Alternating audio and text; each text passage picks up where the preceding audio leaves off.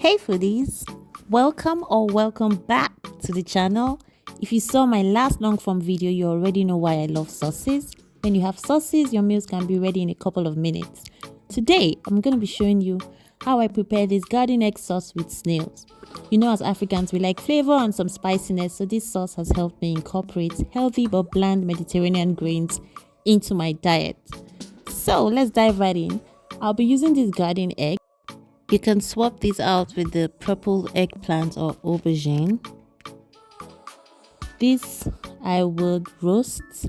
I'll also be using some pepper mix. I discovered that the one I had stored was almost finished, so I had to process some more. I didn't want to bore you with all those details, so I'll just get right into the recipe. So these are the garden eggs I'll be using again. These are already cooked snails. Snails are sold raw and frozen in African stores. It will usually take around 75 to 90 minutes of cooking for them to be tender, but with an instant or pressure pot, it's even quicker. So I've washed those garden eggs and put them in my tray. I had baked some plantains before this, so I just used the tray, put them on the parchment paper and then put them on the tray. And I'm just setting my oven to the broil function here, or you can turn on the heat on your oven that comes down from the top of the oven to get this effect. So on my oven it's called broil. It kind of has the grill effect, but yeah, I think the one that comes down from the top of any oven would have the same effect. And I've broiled one side here for around 8 to 10 minutes.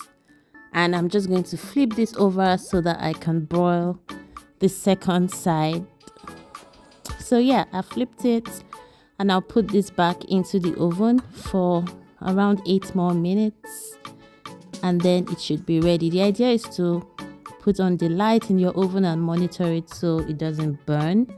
It's a vegetable, so you don't want to overcook this. So yeah, you can use it raw if you like, or maybe boil it instead, or just blend it in your blender, whatever works for you. And I'm just mashing it up here. I like the smoky effect it has after the grilling. You see, I've taken out the skin. You don't have to. Please feel free to use it. I'm matching it up here. Clearly a blender or processor can do this, but I don't mind the chunks, so I'm choosing the lazy man's way out here. And yeah, after doing this, we should be ready to start.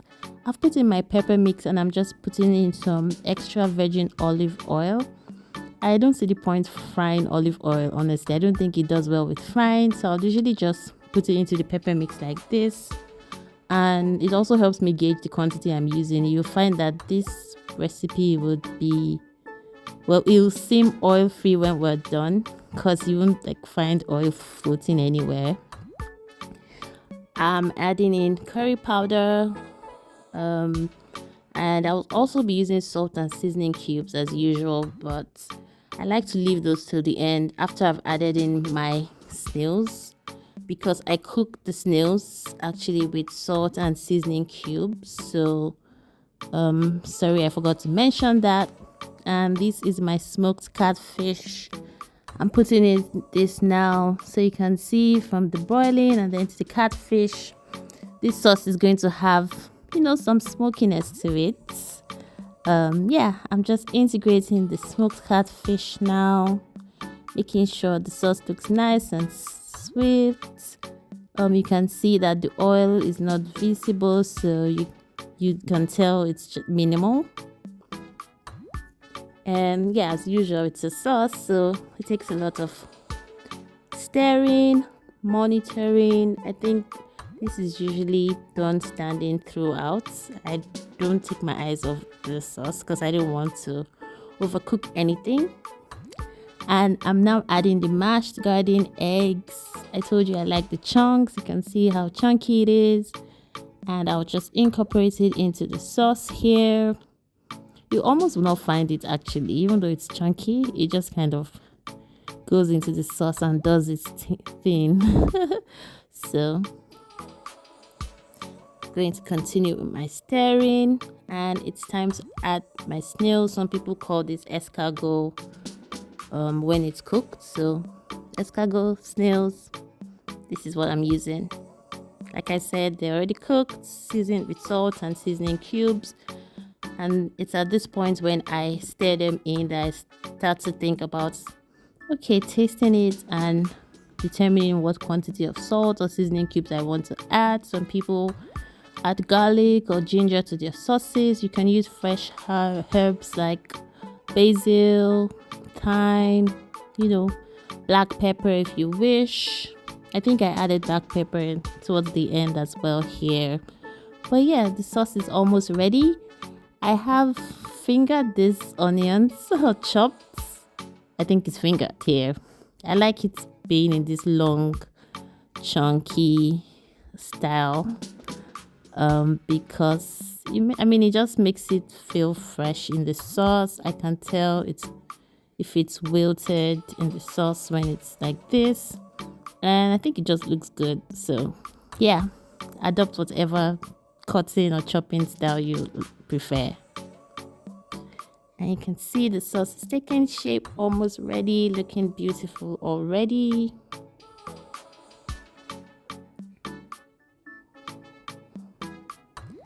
And I have one more ingredient, I believe. Like I said, I also added in some salt, some seasoning cubes, and some crushed black pepper. And then this is the final thing I added. Green onions. I'll usually buy these fresh, chop them up, put them in this aluminum foil, and then store them in the fridge. And they last about 2 weeks or so when I do that. So I like to have green onions because they're fresh, they're vegetable, they're good for the health. Yeah, so remember to adjust your salt, use as much or as little salt as is required. Salt and bouillon cubes or seasoning cubes, powder, whatever you use, as required by your own medical condition or health conditions. Pay attention to that.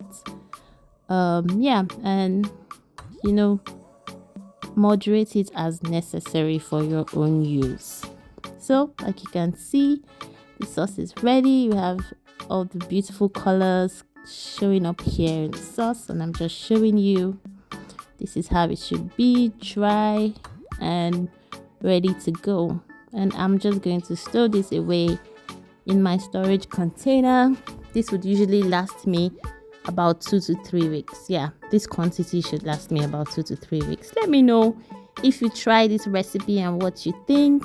I really like this because it helps me to integrate or incorporate healthy Mediterranean grains into my diet. You can see here I'm eating it with tricolor quinoa that has been cooked with zucchini and carrots, some chicken breasts, baked plantains, and avocado. This is a punch of a healthy meal, and it tastes so good with this sauce. I can eat anything you want me to eat with this sauce, no matter how bland or tasteless it is. Yeah, please don't forget to subscribe to the channel to see more useful content like this. I also eat this with farro. This is also a Mediterranean grain. It tastes good with my sauce. So thank you so much for watching. Let me know what you think in the comments. Share this with your friends. And don't forget to subscribe for more useful content. See ya.